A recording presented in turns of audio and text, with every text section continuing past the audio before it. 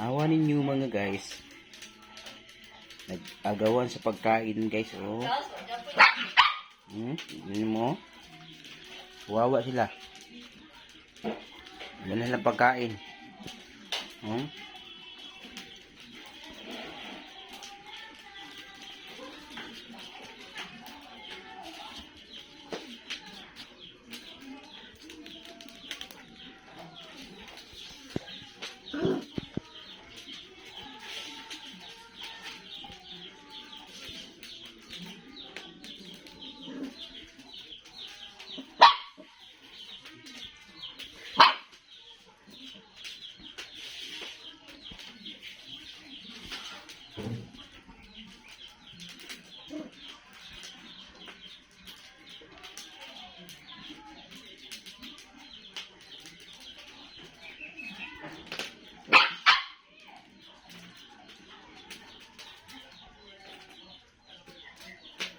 Matapang yung tatlo guys, oh. Ito, tatlong lalaki.